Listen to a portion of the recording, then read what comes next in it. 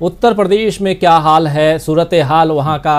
अभी पिछले हफ्ते हम लोगों ने उत्तर प्रदेश पर फोकस्ड आपको एक सर्वे दिखाया, ओपिनियन पोल दिखाया, आंकड़ों के आधार पर नहीं बल्कि वहाँ जो परसेंटेज और वो था कि आखिर किस मुद्दे पर क्या कहती है वहाँ की जनता और क्या है रिपोर्ट कार्ड, वो जानने की कोशिश हमने की थी। लेकिन आज हम आपके सामने लेके आएंगे कि वोट परसेंट के आधार पर वहाँ की जनता क्या कहती है और किसको कितनी सीटें मिलेंगी। ये जो नीचे आप देख रहे हैं, बीजेपी 403 सीटें हैं उत्तर प्रदेश में, जिसमें बीजेपी, समाजवादी पार्टी प्लस, इसलिए लिखा हुआ है प्लस क्योंकि समाजवादी पार्टी और आरएलडी राष्ट्रीय लोक दल इसका गठबंधन है, और साथ में बीएसपी है, आईएनसी यानी कांग्रेस पार्टी, आम आदमी पार्टी और अदर्स। किसके खाते में कितनी सीटें जा रही हैं ये जानने से पहले ये आपको बता दूं कि उत्तर प्रदेश को हमने 4 भाग में बांटा हुआ है, जिसमें पूर्वी उत्तर प्रदेश है, पश्चिमी उत्तर प्रदेश है, मध्य भाग है और फिर बुंदेलखंड है। ये 4 भाग में हमने बांटा हुआ है। पूर्वी उत्तर प्रदेश और बाकी जगहों पे आने से पहले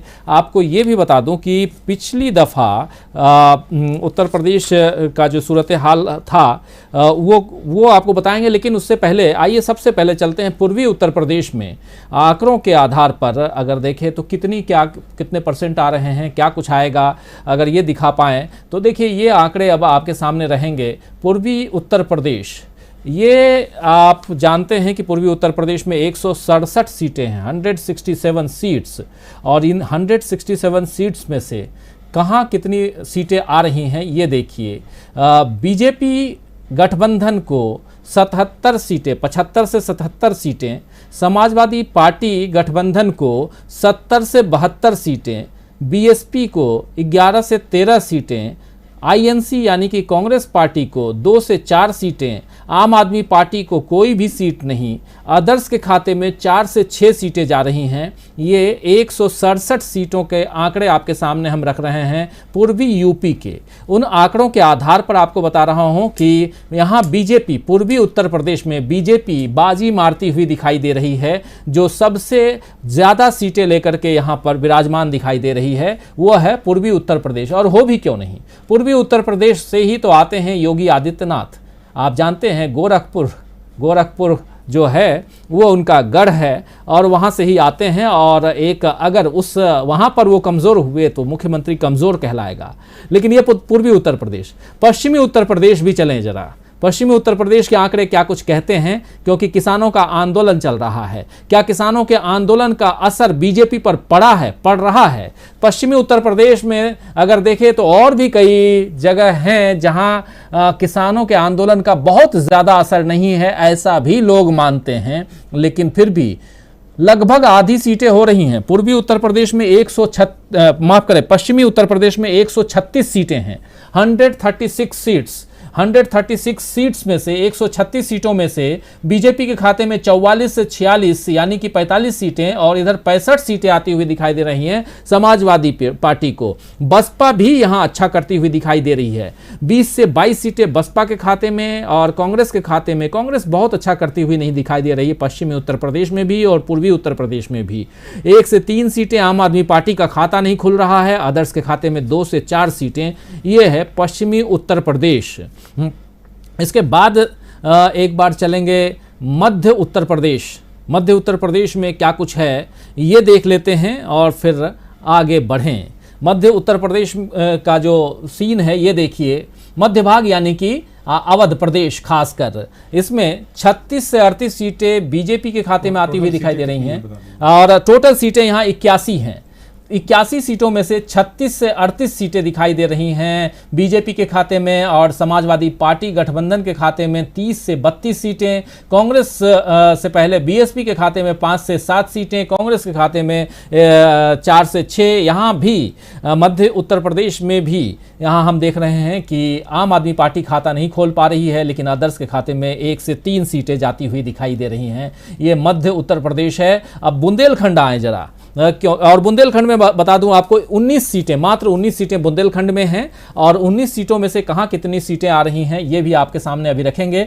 और ये देखिए कि यहां कांटे की टक्कर चल रही है समाजवादी पार्टी और बसपा के बीच में। माफ करें, समाजवादी पार्टी और बीजेपी के बीच में। बीजेपी 6 से 8, समाजवादी पार्टी 7 से 9, बसपा 2 से 4, कांग्रेस 2 से 4 और अदर्स नहीं है, आम आदमी पार्टी नहीं है। इस पूरे में देखें तो आम आदमी पार्टी बिल्कुल 0-0-0 दिखाई दे रहा है। कहीं भी आम आदमी पार्टी को कोई भी यहाँ सीट आती हुई दिखाई नहीं दे रही हैं। अब जरा हम दिखाना चाहेंगे आपको कि परसेंट वाइज किसको कितनी सीटें आ रही हैं। ये टोटल आपके सामने है, परसेंट वाइज आपको ये आंकड़े दिखाना चाहेंगे हम कि कितनी सीटें कहां आ रही हैं, वो आंकड़े लेकर के आए। उससे पहले एक बार दिनेश जी आपके पास आना चाहूंगा, दिनेश जी के पास आना चाहूंगा कि दिनेश जी, ये आंकड़े आप देख रहे थे अभी स्क्रीन पर, अलग अलग पूर्वी उत्तर प्रदेश में आप देखिए जहां 167 सीटें हैं, 167 सीट्स वहां बीजेपी बाजी मार रही है। और पश्चिमी उत्तर प्रदेश में बीजेपी को जबरदस्त घाटा हो रहा है। मध्य उत्तर प्रदेश में बीजेपी लीड कर रही है, समाजवादी पार्टी से आगे है, जबकि बुंदेलखंड में हम देख रहे हैं कि बीजेपी थोड़ी सी पिछड़ती हुई नजर आ रही है। समाजवादी पार्टी का हाल आप देख रहे हैं स्क्रीन पर, सब बसपा का हाल देख रहे हैं। और इसके बाद फिर अब हम सीधे टोटल सीट्स आएंगे, लेकिन उससे पहले एक कमेंट स्टेट अलग अलग पार्ट वाइज लेना चाहूँगा। सबसे पहले दिनेश जी, आप इन आंकड़ों को देख करके पूर्व से लेकर पश्चिम तक, मध्य से लेकर के बुंदेलखंड तक क्या कहेंगे ओवरऑल बीजेपी को लेकर के? राजीव जी, आंकड़े बिल्कुल सही लग रहे हैं, रेशियो सही लग रहा है। वेस्टर्न यूपी में किसानों का प्रभाव भी है और सपा और लोकदल का जो एका है उसका इम्पैक्ट आना है। पश्चिमी ईस्टर्न में योगी जी के खिलाफ माहौल दिख रहा है, लेकिन फिर भी जो जैसे कि उत्तराखंड की स्थितियां है, आम वोटर उसका जो मनस्थिति बना दी गई है वो वहां प्रवेल करती है। सेंटर में वही हाल है। बुंदेलखंड थोड़ा अलग किस्सा है, तो बुंदेलखंड में भी बीजेपी फिर भी मुझे लग रहा है कि काफी ठीक है। अगर कितना है तो मुझे लगता है बुंदेलखंड में शायद और बीजेपी लूज करेगी। तो आंकड़े उस हिसाब से, लेकिन जो जो जो जिस तरह से उत्तर प्रदेश इस तरह बटा हुआ है अलग अलग उस हिसाब से और अलग अलग मिजाज है, वो बिल्कुल सही तरह से इन फिगर्स में रिफ्लेक्ट होता मुझे दिखाई दे रहा है। और जाहिर तौर पर किसान आंदोलन का इम्पैक्ट है उत्तर प्रदेश में। और जो पब्लिक का माइंडसेट है वो 370 और राष्ट्र हित और देश हित का एक हो जाना, मतलब भाजपा के राष्ट्र हित का देश हित हो जाना, वो जो इतने समय से जो नैरेटिव बनाया गया है वो लोगों के दिमाग में बैठा हुआ है। मैंने कई चर्चाएं सुनी, कुछ पत्रकार मित्रों ने वेस्टर्न यूपी में वो चौपाल वगैरह कर रहे हैं, लोगों से बातचीत कर रहे हैं, तो उन लोगों की बातें सुन रहे हैं हम। लड़की है, वो पता है उसको भी, वो इतने साल से नौकरी नहीं मिल रही है और नौकरी नहीं है साहब हमारा, बिल्कुल सही बात है। सब गन्ने का दाम सही नहीं मिल रहा, बिल्कुल सही बात है। और हमारे यहाँ डेवलपमेंट नहीं हुआ क्षेत्र में, ये भी सही बात है। हमारे विधायक और सांसद हमारी बात नहीं सुनते, ये भी सही बात है। लेकिन साहब वो पार्टी के बार पर पिछली बार वोट दिया, तो इस बार क्या करें, इस बार भी पार्टी को ही वोट देंगे। किस तरह के, और रीजन वही 370 जैसी वजह हैं उनके दिमाग में। तो चेंज हुआ है लोगों का माइंडसेट, लेकिन इस लेवल पर अभी नहीं हुआ है। ईस्टर्न यूपी में ये इस तरह का माइंडसेट ज्यादा स्ट्रांग है, सेंट्रल में भी ज्यादा स्ट्रांग है, तो वो एक फैक्टर काम कर रहा है। और जैसे मैंने कहा ना कि काफी हद तक जो भाजपा सफल रही है भगवाकरण करने में वोटर्स का, और वो रंग चढ़ा हुआ है, उस रंग अभी उतना नहीं उतर पाया। इतनी विसंगतियों के बावजूद योगी जी पे इतना सवाल उठ रहे हैं, किसी भाजपा इसको समझ रही है, कांटे की टक्कर है और इधर से उधर हो सकता है। भाजपा ने जो ये प्रयोग किया है, पिछड़ा वाला प्रयोग किया है, वो उसी की वजह अल्टीमेटली जो इन चौपाल में दिखाई दे रहा है कि अगर दलित उस चौपाल में बैठा हुआ तो वो सीधे सीधे मुखर है सरकार के खिलाफ, और लेकिन अगर जो कुछ सवर्ण बैठा हुआ तो बिल्कुल एकदम सरकार, भाई कुछ भी वोट तो वही देंगे। तो ये अब इसीलिए पिछड़ा वाला ये जो भाजपा ने वो चला है। अब इसमें 2-4 चीज डेवलपमेंट हाल के किस्से हुए हैं, जैसे सुरेंद्र सिंह उनको जो है वो मुलायम सिंह जी ने जिस तरह समझाया है कि भैया तुम अच्छे आदमी हो लेकिन गलत जगह है क्यों हो, जब वो कल्याण सिंह जी की शोक सभा माने, उनको न्योता दिया और थोड़ा विजन पैदा करने की कोशिशें हो रही है। केशव प्रसाद मौर्य जी पर दबाव है पिछड़े वर्ग का कि भाई हमारी होता है 55%। केशव प्रसाद मौर्य का अभी 2-3 दिन पहले का बयान है कि साहब 55% है यहाँ पर पिछड़े और इनकी सेहत तो रहेगी साहब, इनके बिना नहीं तो इनको देना पड़ेगा। और चेहरा तो जो है बाद में तय होगा, हाथ उठा करके विधायक चुनेंगे। तो ये बीजेपी पहले भी यही स्थिति थी कि बीजेपी ने योगी जी को बताया था भाई देखो ये पिछड़ा वर्ग वाला मामला है, अगर तुम ऐसा कर सकते हो महाराज कि हिंदू और मुसलमान में बदल सकते हो जातियों की लड़ाई को, तो योगी जी आपकी बल्ले बल्ले, अदरवाइज जो है संकट होगा। और योगी जी ने अपने ढंग से उसको मैनेज करने के, केशव प्रसाद मौर्य जी का तो पंचम तल में उनका नेम प्लेट लग गई थी ऊपर, उनने एकदम प्लेट उखड़ा के फेंक दी थी सब वहां से, योगी जी ने वहीं से लड़ाई शुरू हो गई थी। और ये बिल्कुल जातिगत स्तर पर वहां पर काम हुआ है। पिछड़े वर्ग के जितने भी लोग हैं उनके काम केशव मौर्य के जरिए ही हुए। तो भाजपा का एक जो भाजपा को भी अभी अपनी लड़ाई, उनकी लड़ाई अपनी स्तर पे चल रही है, अंदरूनी लड़ाई चल रही है। पब्लिक डोमेन में वो यही मैसेज भेजना चाहते हैं।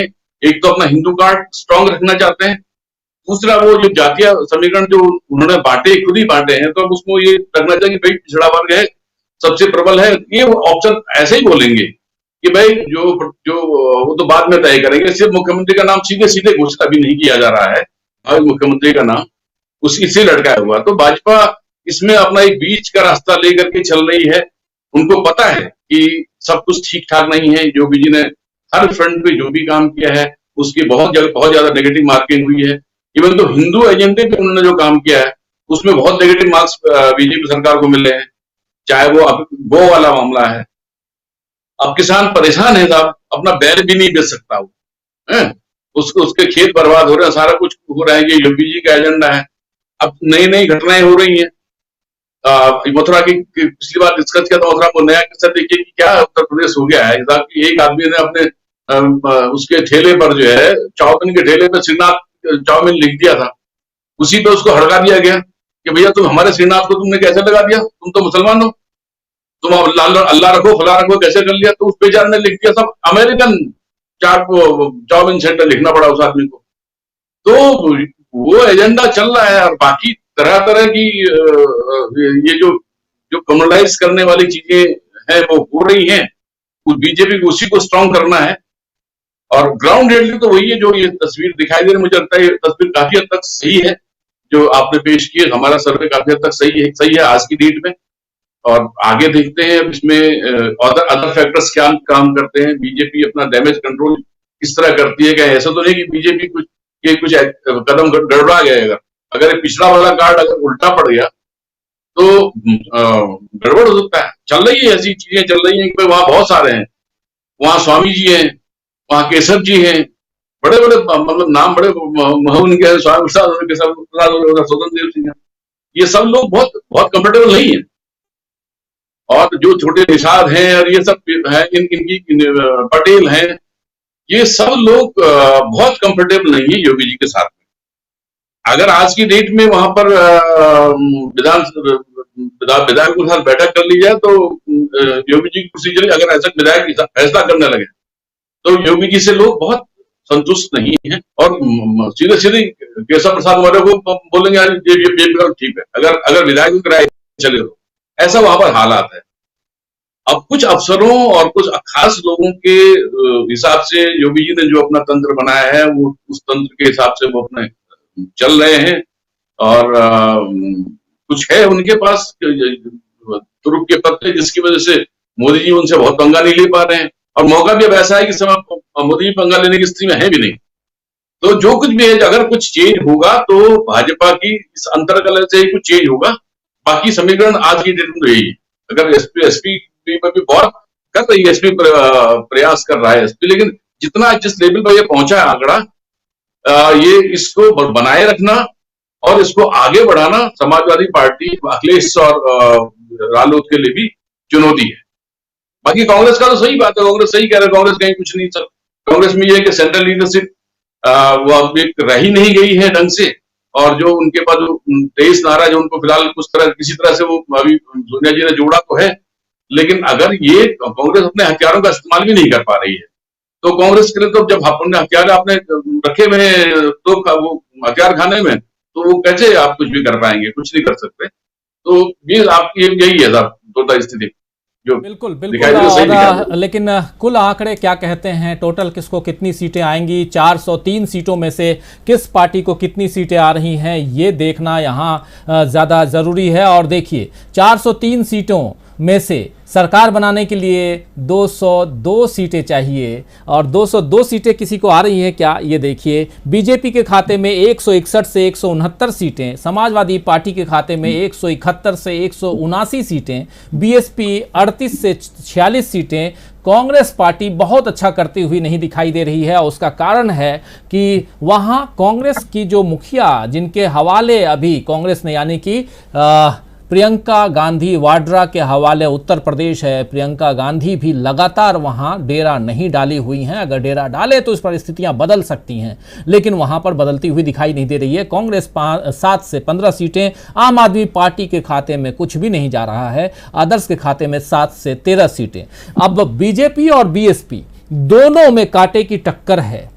बीएसपी माफ करें, एसपी समाजवादी पार्टी प्लस है, यानी कि समाजवादी पार्टी के साथ में आरएलडी है, राष्ट्रीय लोकदल, और जयंत सिंह जिसके मुखिया हैं आज की तारीख में, अजीत सिंह का निधन हो गया, उनके पिता का, आप जानते हैं। तो अब पश्चिमी उत्तर प्रदेश में ज़बरदस्त फायदा हो रहा है इस गठबंधन को, अभी आपने देखा भी। और किसानों का आंदोलन है, और बाकी जो जाटों का एक बहुत बड़ा तबका जो है अभी आरएलडी एसपी के साथ में दिखाई दे रहा है। मुसलमानों का एक बड़ा तबका समाजवादी पार्टी की ओर जाता हुआ दिखाई दे रहा है। अगर जातिगत आधार देखें तो उस आधार पर बता रहा हूँ, लेकिन फिर भी यहाँ पर न बीजेपी की सरकार बनती हुई दिखाई दे रही है, न ही समाजवादी पार्टी की सरकार बनती हुई दिखाई दे रही है। बीजेपी के साथ में अगर बीएसपी आ जाती है तब कमोबेश सरकार बन सकती है। क्या बीएसपी इसीलिए चुपचाप अंदर खाने में बीजेपी की बी टीम की तरह काम कर रही है, ये भी समझना होगा। तो बहुत सारी चीजें यहां पर हैं इन आंकड़ों के आधार पे, और ये आंकड़े जो हैं बहुत कुछ कहते हैं। लेकिन साथ साथ यहां पर आपको ये भी बताऊं कि पिछले आंकड़े से इस आंकड़े में अगर देखें तो समाजवादी पार्टी का ग्राफ यहां गिरा है और बीजेपी का ग्राफ थोड़ा सा चढ़ा है। उसके पीछे का कारण भी बता दूं, उसके पीछे का सीधा सिंपल कारण है कि पिछले दफे जब हम लोगों ने सर्वे किया था, उस समय एक ऊहापोह की स्थिति थी कि क्या योगी आदित्यनाथ बने रहेंगे, लेकिन बीजेपी ने ये बिल्कुल क्लियर कर दिया है कि योगी आदित्यनाथ के नेतृत्व में ही चुनाव लड़ेंगे। हालांकि अंदर खाने में ये बात भी कही जाती है कि लेकिन हमारे मुख्यमंत्री के चेहरे के रूप में वो नहीं रहेंगे, और लेकिन फिर भी बीजेपी यहां पर स्टेबल दिखाई दे रही है। समाजवादी पार्टी को लेकर के लोगों का कहना है कि समाजवादी पार्टी की तरफ लोगों का झुकाव है, एक विकल्प के रूप में वहां के वोटर्स, उत्तर प्रदेश के वोटर्स देख रहे हैं समाजवादी पार्टी को। लेकिन फिर भी समाजवादी पार्टी को जितनी मेहनत करनी चाहिए धरातल पर आकर के, उतनी मेहनत समाजवादी पार्टी नहीं कर रही है। अब निकलना शुरू हुए हैं, अब अलग अलग यात्राएं कर रहे हैं। उसका अगले सर्वे में क्या इंपैक्ट पड़ेगा वो आप तक जब हम आएंगे अगले सर्वे लेकर के तब दिखाएंगे। लेकिन आज की तारीख में जो पिछले 15 दिनों का सर्वे है वो आपके सामने है। जयशंकर जी, इस सर्वे के आधार पर आपकी टिप्पणी चाहूंगा। नहीं, ठीक है, ये आंकड़े लगभग ठीक ही हैं, लेकिन मुझे लगता है देखिए इसमें 2-3 चीज़ें अभी हम लोग नहीं कर पा रहे हैं, और इसलिए नहीं कर पा रहे हैं कि अभी जो स्थिति है वो साफ भी नहीं है। कौन दल किन छोटे दलों का गठबंधन तैयार करेगा, अभी तक ये क्लियर नहीं है। भाजपा के साथ कौन जाएगा, समाजवादी पार्टी के साथ कौन जाएगा, ओम प्रकाश राजभर की पार्टी, संजय निषाद की पार्टी, या चंद्रशेखर की जो पार्टी है, चंद्रशेखर रावण या चंद्रशेखर जो भी है, तो उनकी जो पार्टी है वो किसके साथ जाएगा। अभी तक कुल मिलाकर के इतना दिखाई दे रहा है कि समाजवादी पार्टी और राष्ट्रीय लोकदल मिलकर के चुनाव लड़ेंगे। हालांकि जैसे एक बार कभी मैंने कहा भी था कि जयंत चौधरी सोनिया गांधी की बुलाई हुई विपक्षी दलों की बैठक में भी गए थे वो। तो कांग्रेस के साथ कौन आएगा कौन नहीं आएगा जी, ये जब क्लियर हो जाएगी तस्वीर तो उसके बाद हो सकता है कि ये रुझान थोड़ा सा और बदलेगा। बिल्कुल। अभी की जो हालत है, जैसे देखिए मैं आपसे थोड़ा सा हमारे सर्वेक्षण से पूर्वी उत्तर प्रदेश जो है जहाँ दिखाई दे रहा है कि थोड़ा सा भाजपा को अपर एज है, तो मुझे ऐसा लगता नहीं है, क्योंकि इन सारी एडवर्स कंडीशंस में भी आजमगढ़ और बलिया में जिला पंचायतों के अध्यक्ष समाजवादी पार्टी के चुने गए। डीएम की सारी कोशिशें, खरीद फरोख्त के बावजूद, सब कुछ के बावजूद, और बीएसपी का भी वहाँ रहा है। आजमगढ़ में जैसे विधायकों के विधानसभा का चुनाव हुआ था तो उसमें काफ़ी समाजवादी पार्टी और बहुजन समाज पार्टी के लोग भी काफ़ी जीत के आए थे वहाँ पर। तो उसको देखते हुए अब दूसरा यह है कि अभी जिस ढंग का माहौल बना है, ख़ास तौर से जो बाढ़ आई है उसका सबसे अधिक कुप्रभाव जो है वो पूर्वी उत्तर प्रदेश में पड़ा है। और गोरखपुर शहर जो मुख्यमंत्री का अपना शहर है, उस शहर में गीता प्रेस वाली गली जो है, उसमें हम गए हैं कई बार, गीता प्रेस में भी गए हैं, वो गली पूरी तरह उसमें नाव चलने लग गई। अब ये हालत अगर हो जाए किसी शहर में जो मुख्यमंत्री का शहर है तो दुर्भाग्यपूर्ण है। वहाँ एक बच्ची की हत्या हुई जिस ढंग से, अब मुझे लगता है कि अखिलेश यादव ने उसको इशू भी बनाया था और मुख्यमंत्री से पूछा भी था उसके बारे में, आदित्यनाथ जी से। तो या और जैसे अभी आप देखिए, मतलब हम तो कई बार रूह कांप जाती है, जीते चुनाव कोई भी राजीव जी, इससे बहुत ज़रा हमारी सेहत पे फ़र्क नहीं पड़ता है। फ़र्क पड़ता है लेकिन उस ढंग से अगर देखा जाए, क्योंकि हम लोगों की अपनी कोई राजनीतिक प्रतिबद्धता उस ढंग से तो है नहीं।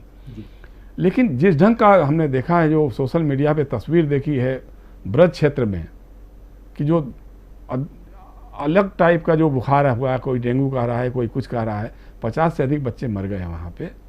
और एक बुजुर्ग जो है वो जिला चिकित्सा अधिकारी के पैर पे गिर रहा है कि हमारे बच्चे को बचा लीजिए किसी तरह से। मतलब ये जो तस्वीर वायरल हुई है सोशल मीडिया पे, पता नहीं इस पर मुख्यमंत्री ने कोई कॉग्निजेंस लिया कि नहीं लिया।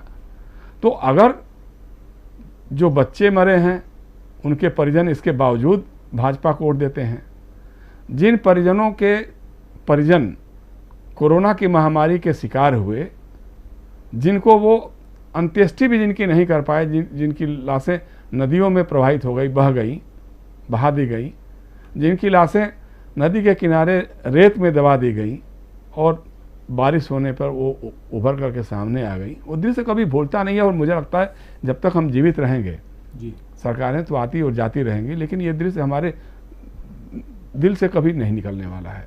इसके बावजूद अगर लोग भारतीय जनता पार्टी को वोट करते हैं तो जाहिर सी बात है, जैसा दिनेश कह रहे थे कि वो जो हिंदू मुसलमान का जो एक माहौल बनाया हुआ है जिस ढंग से, हालांकि अब धीरे धीरे लोगों में ये हो रहा है। और इसमें एक चीज़ मैं रीड कर पा रहा हूँ, इस जो हमारे सर्वेक्षण के हिसाब से, मैं हो सकता है कि गलत भी साबित हो जाऊँ, लेकिन ज्यों ज्यों कांग्रेस और बीएसपी की सीटें घटेंगी या बीएसपी और कांग्रेस का जनाधार छीजेगा, समाजवादी पार्टी उतनी ही मजबूत होगी। क्योंकि फिर जो बचा खुचा रहेगा वो भी लोग सोचेंगे कि भाई अगर हमको भाजपा को हराना है तो कांग्रेस तो शिकस्त दे नहीं पा रही है, या बसपा तो मुख्य लड़ाई से बाहर तीसरे नंबर की, चौथे नंबर की लड़ाई में ही उलझ के रह गई है जी। तो इसको देकर के वोट बर्बाद करने से बेहतर है कि जो भाजपा को चुनौती दे रहा है या शिकस्त दे सकता है तो उसके साथ जुड़ा जाए।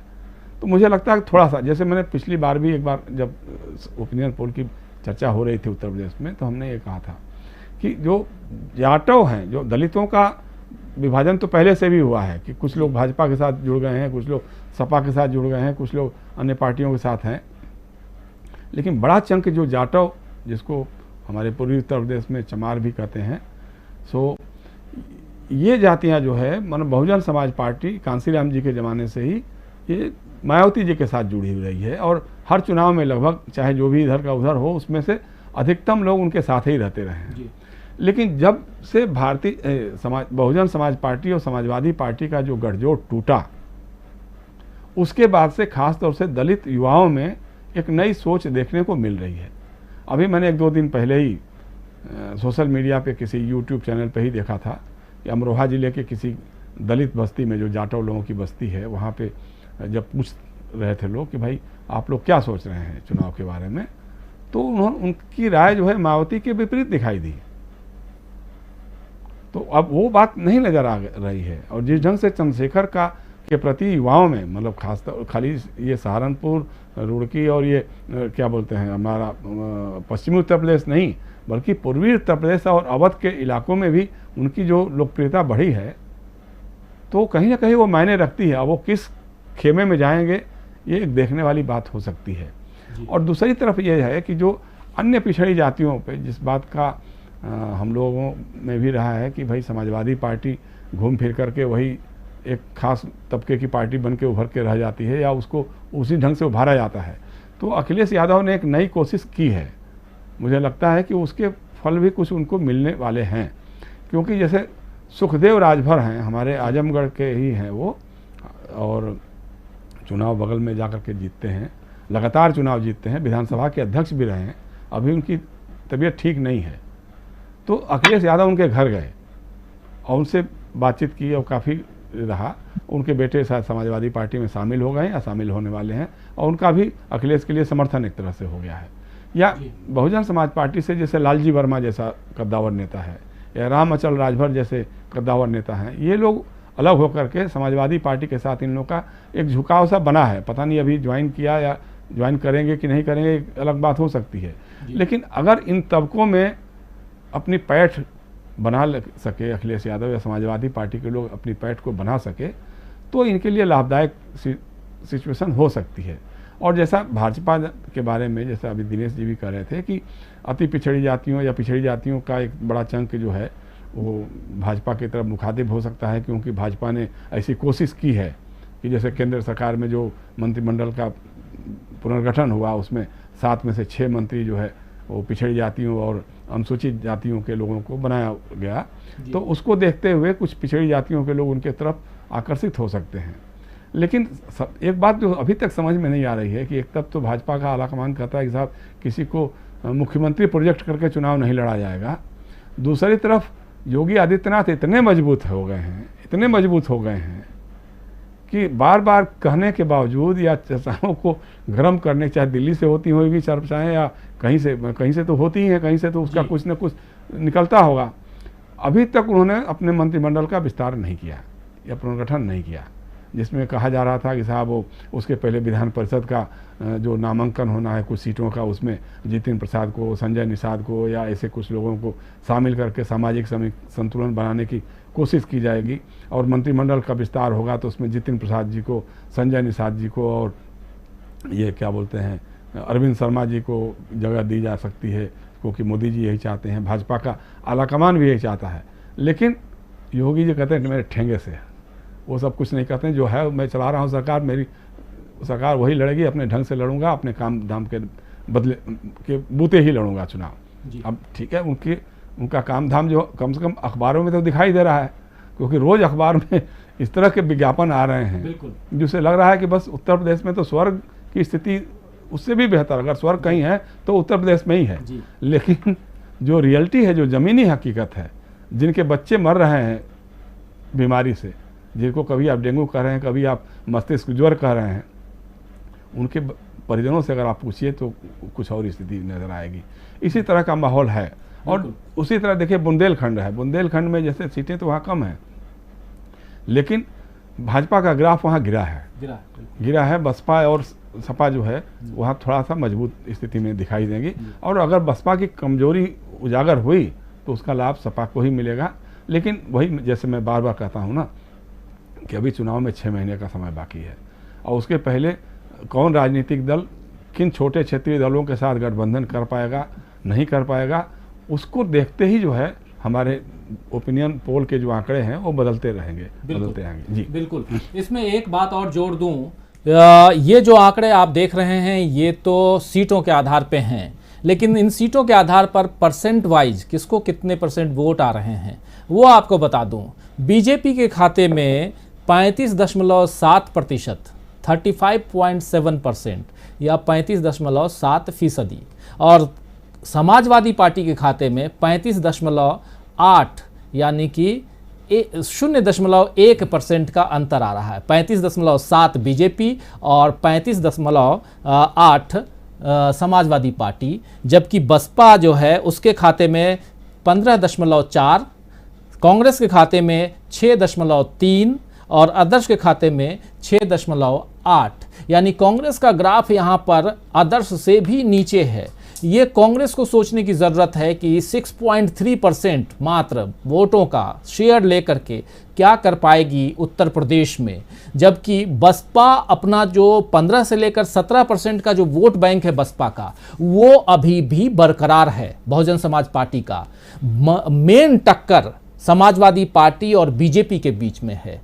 और अगले 5 महीने में कौन आगे निकलता है, इसमें से अगर 1% का भी अंतर किसी इन दोनों में से किसी के बीच में हो गया तो आप मान लीजिए कि ये जो सीटों का फर्क होगा वो ज़बरदस्त होगा और वो वही सरकार बना जाएगा। ये 35.7 और 35.8 बहुत कुछ कहता है। ये वोटों का परसेंटेज आपको बता रहा हूँ, बहुत कुछ कहता है। लेकिन आने वाले समय में ये आंकड़े आपके सामने हैं। ये देखिए 35.7% आप स्क्रीन पे भी देख रहे होंगे, और समाजवादी पार्टी 35.8%, बसपा जो है वो 15.4 और INC 6.3।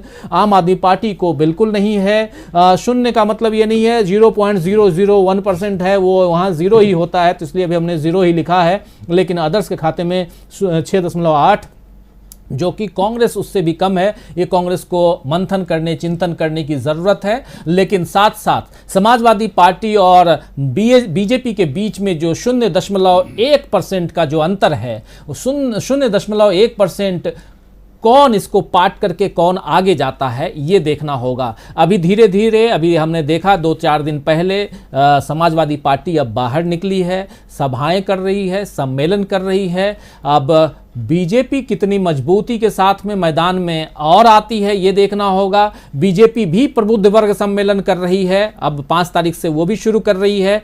तो ब्राह्मणों को, अगड़ी जातियों को जोड़ना, पिछड़ों को जोड़ना और उसके अलावा अल्पसंख्यकों को जोड़ने में, एक बात आपको जो बता रहा हूं कि मुस्लिम जो हैं, मुसलमानों का वोट एक तरफा आज की तारीख में जो हमारा सर्वे जो है, यहाँ हम उस जाति आधार पर नहीं दे रहे हैं, लेकिन अल्पसंख्यकों का एक तरफा बहुत बड़ा पार्ट 70% कह सकता हूँ वोट जो है वो समाजवादी पार्टी को जा रहा है। तो ये अपने आप में एक मैसेज है कि लोगों का रुझान समाजवादी पार्टी की तरफ एक विकल्प के रूप